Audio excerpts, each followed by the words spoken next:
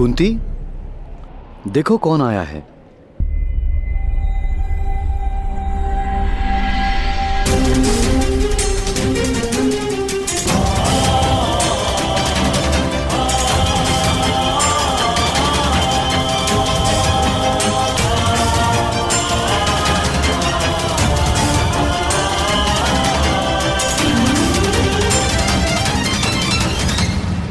कौन है ये बालक? बालक नहीं, बहुत ही वीर धनुर्धारी है ये। कर्ण नाम है इसका। वन में कस्तूरी मृग पकड़ने आया है। मैंने इससे हमारे आश्रम में अतिथि बनने की विनती की तो मेरे साथ चला आया। और कर्ण, ये है मेरी पत्नी कुंती। प्रणिपात। आज मेरे हाथों एक रीछ की मृत्यु होने वाली थी, किंतु इन्होंने उस रीछ की रक्षा की। ये भी महान है। कहाँ रहते हो धनुधारी? उस पर्वत के पीछे एक गांव है, शंकुपत्र। मैं उधर रहता हूँ। यदि आपने नाम नहीं सुना तो इनके साथ सुन लीजिए। तुम इतनी दूर से अकेले आए हो? तुम्हारी माता ने आज्ञा दे दी तुम्हें? मैं माता के लिए ही कस्तूरी मृग लेने आया हूँ।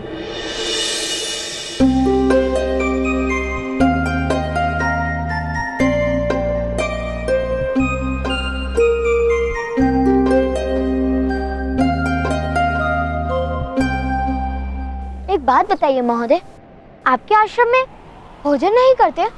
अवश्य होता है पुत्र। क्यों? आपकी पत्नी यहाँ है तो भोजन कौन बनाएगा? पुत्र, भोजन मेरी दूसरी पत्नी बनाती है।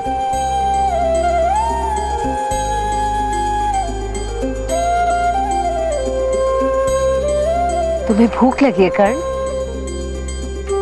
नहीं, माता ने कहा है किसी के घर जाकर भूख लगी है कहना उचित नहीं। किंतु भोजन की बात इन्होंने की थी, मैंने नहीं। जब किसी के घर पे अतिथि बनकर जाओ तो भोजन मांगना उचित है। तुम हमारे साथ जल आहार करोगे। वहां पर जल है, जाकर अपने हाथ धो लो।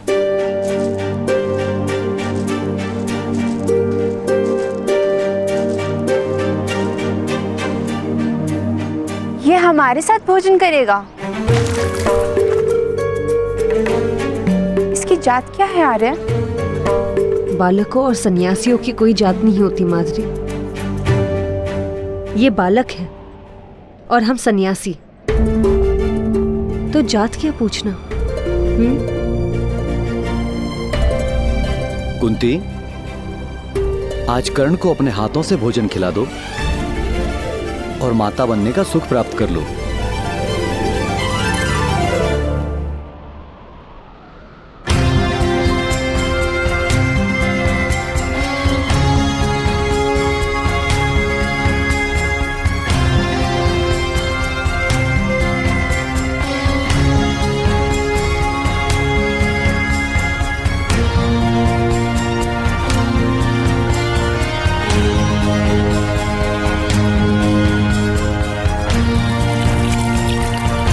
भ्राताश्री की रक्षा करना भगवान, और उन्हें शीघ्र एक कस्तूरी मेघ भी दिलाना।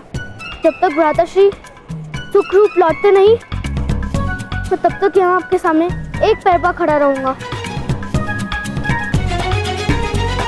सुन!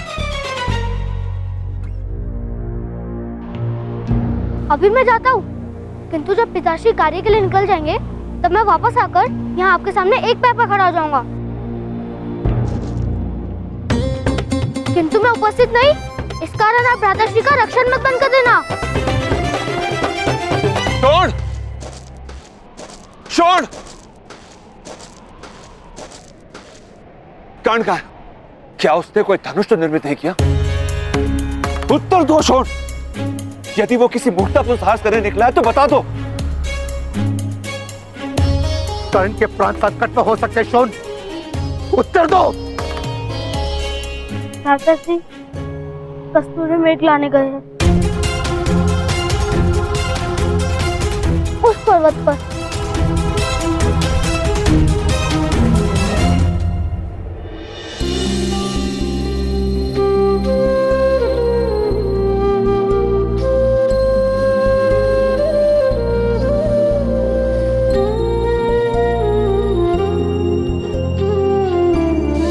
माता, मुझे भी अपने हाथों से भोजन कराओ। कोई आवश्यकता नहीं है। दोनों 9 वर्ष के तो हो गए हो, गुरुकुल जाने का समय निकट है। मैं बड़ा हो गया हूँ ना, अपने हाथों से भोजन करता हूँ।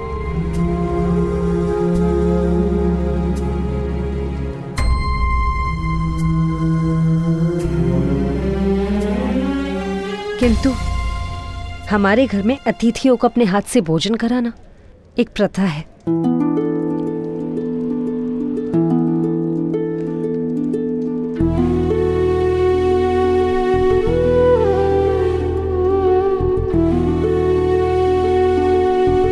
खा लो पुत्र।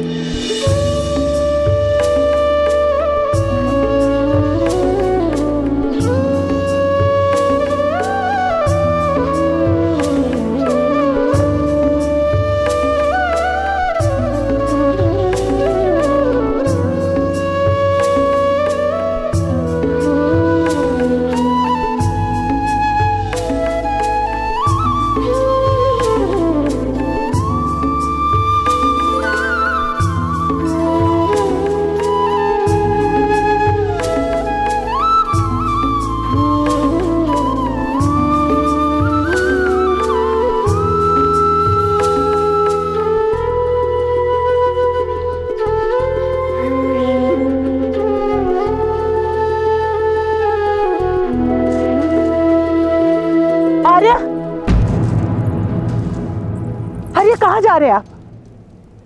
कर्ण आ जाएगा, उसकी इतनी चिंता करने की कोई आवश्यकता नहीं। सुनो राधा, सोनार के पास एक अज्ञानी हीरा लेकर गया। उसे मूर्ख बनाने के लिए सोनार ने उस हीरे को मिथ्या कहकर फेंक दिया। हीरा टूट गया। पास पड़े एक पत्थर ने पूछा, तुम तो वास्तव में हीरे टूट कैसे गए? हीरे ने उत्तर दिया, मेरा मूल्य जानते हुए भी मुझे मूल्यहीन कहा गया। मेरा हृदय टूट गया। कर्ण का मूल्य जानते हुए भी उसका हृदय मत तोड़ देना।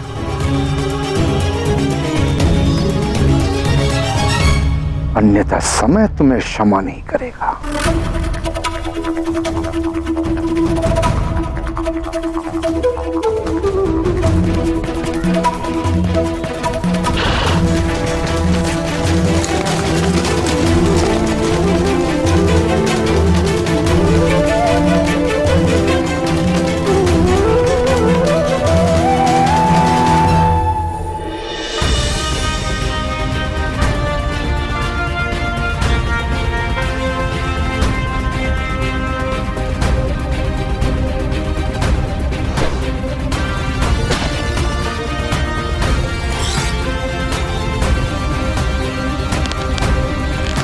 धनुर्धारी, क्या मेरे सरसंधान की विधि उचित है?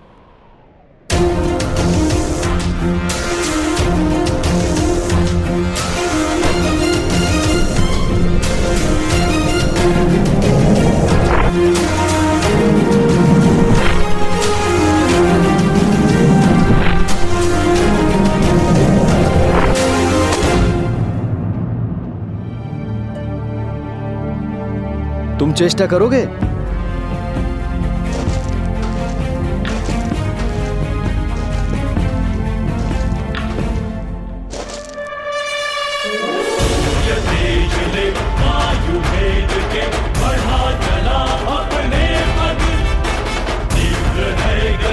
चाहे हो क्षति जीतना है।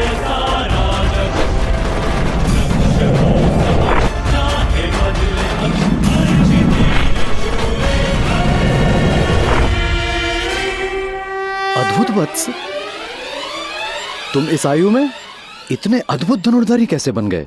मेरा तीर तो चला गया, आपका तीर लौटकर कैसे आया?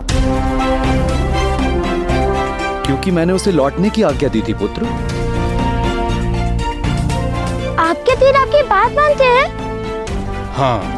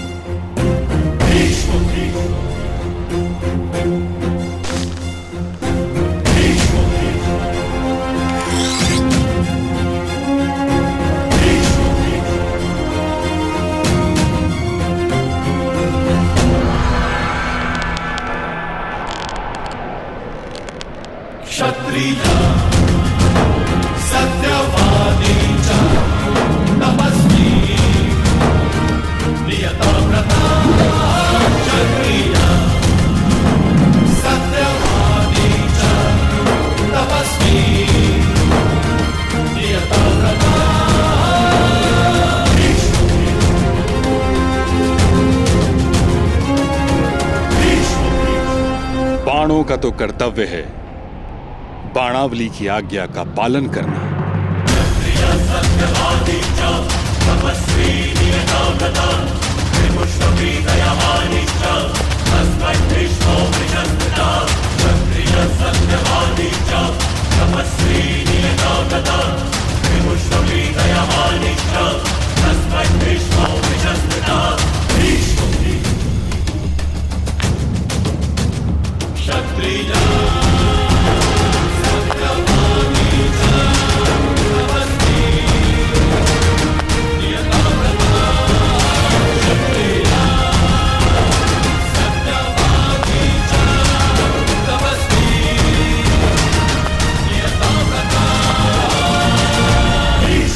प्रणिपात ताऊ श्री।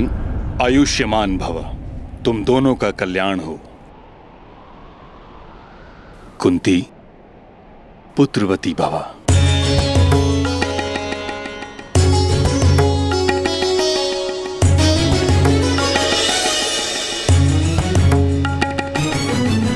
ये बालक कौन है पांडु? ताऊ अपने घर से भागकर कस्तूरी मृग पकड़ने आया है। मुझे वन में मिला तो इसे अतिथि बनाकर अपने साथ लाया। कर्ण, ये है मेरे ताऊ श्री महामहिम भीष्म।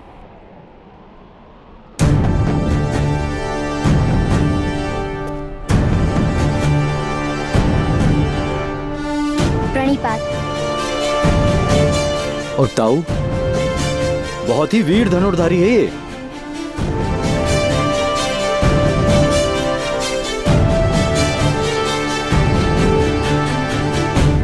शब्द और बाण दोनों पर जब तक पूर्ण अधिकार न हो उन्हें मुक्त नहीं किया जाता। ये शिक्षा तुम्हारे पिता तुम्हें अवश्य देंगे। पिताश्री कहते हैं कि शब्द पर विचार का अंकुश होता है और अश्व पर लगाम का। बाणों के विषय में उन्होंने आज तक कुछ नहीं बताया। तुम्हारे पिता क्या कार्य करते हैं पुत्र? रथ चलाते हैं और रथ निर्मित भी करते हैं, किंतु मैं वो कार्य नहीं करूंगा। मैं तो धनुर्धारी बनूंगा।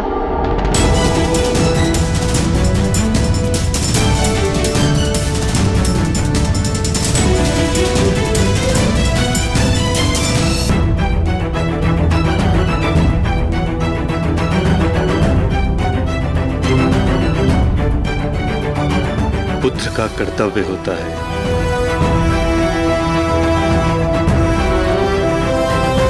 पिता के कर्मों का उत्तराधिकारी बने। कर्म में परिवर्तन कोई नहीं कर सकता। तुम सूत के पुत्र, तुम सूत के पुत्र हो, सूत के पुत्र हो, सूत के पुत्र हो, सूत के पुत्र हो। तुम्हें सूत ही बनना।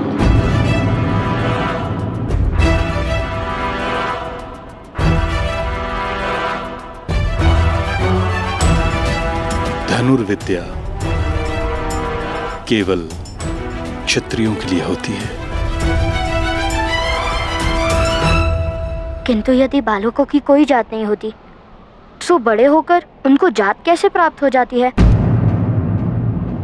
जात क्या कोई फल है जो पौधों पे नहीं उगता किंतु वृक्ष पे उग जाता है?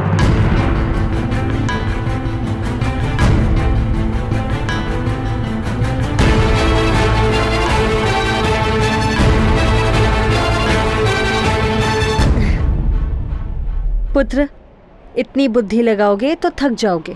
तुम्हें अपनी माताश्री के लिए कस्तूरी मृग लेने जाना है ना? मैं चलती हूँ तुम्हारे साथ।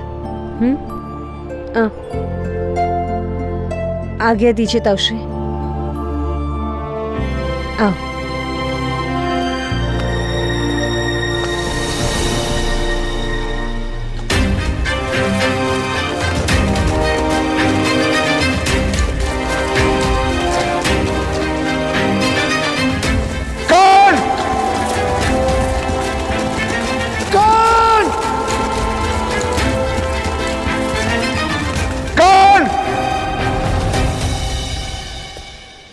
पुत्र पांडु, जी ताऊ। कुशल तो हो? पूर्ण संतोष है ताऊश्री। सत्ता और संपत्ति के त्याग में इतना सुख होता है, ये बात हस्तिनापुर के राजभवन में रहकर कभी न जान पाता।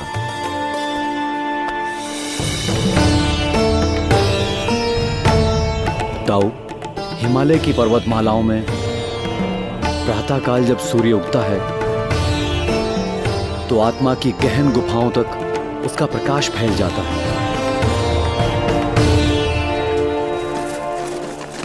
अभिरथ, वो वहां उनसे जाके पूछें। हाँ, चलो।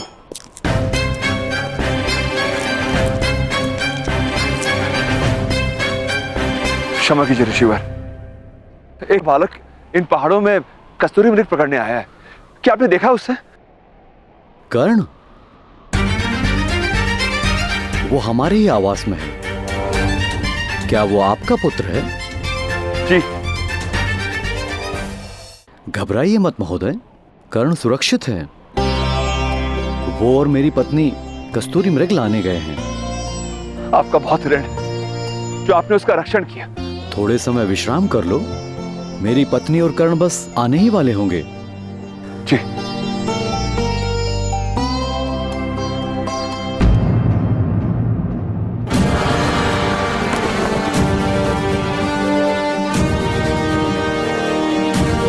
क्षमा कीजिए, किंतु ये वट वृक्ष का चिन्ह केवल एक ही मनुष्य के रथ पर शोभित होता है। क्या आप हस्तिनापुर के सेनापति महामहिम गंगा पुत्र भीष्म हैं?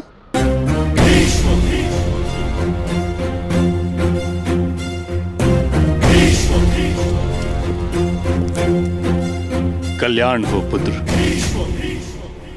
आपके शौर्य और न्याय की चर्चा पूरे आर्यवर्त में है महामुनि।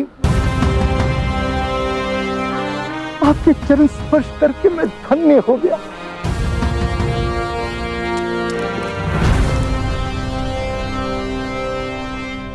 आप हस्तिनापुर के सम्राट पांडु हैं? हस्तिनापुर का पूर्व सम्राट। आपका विवाह तो कुंती भोज की राजकुमारी कुंती के साथ हुआ है महाराज।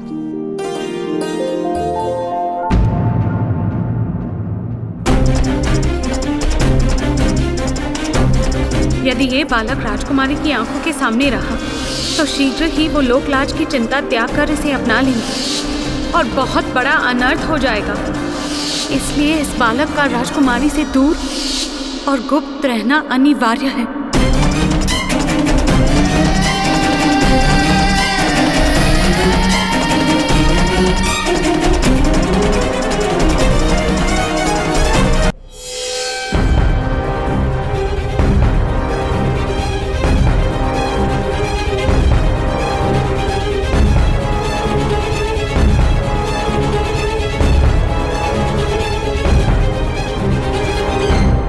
कुंती, देखो कौन आया है।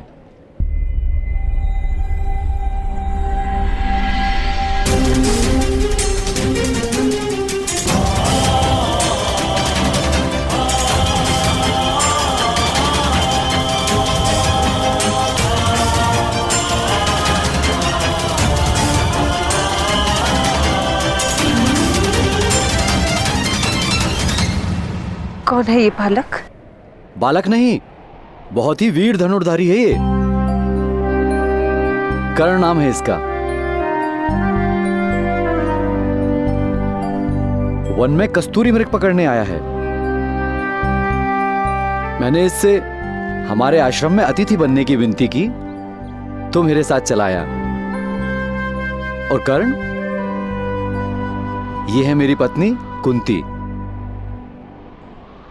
प्रणिपात। आज मेरे हाथों एक रीछ की मृत्यु होने वाली थी, किंतु इन्होंने उस रीछ की रक्षा की। ये भी महान है। कहाँ रहते हो धनुधारी? उस पर्वत के पीछे एक गांव है, शंकुपत्र। मैं उधर रहता हूँ। यदि आपने नाम नहीं सुना तो इनके साथ सुन लीजिए। तुम इतनी दूर से अकेले आए हो? तुम्हारी माता ने आज्ञा दे दी तुम्हें? मैं माता के लिए ही कस्तूरी मृग लेने आया हूँ।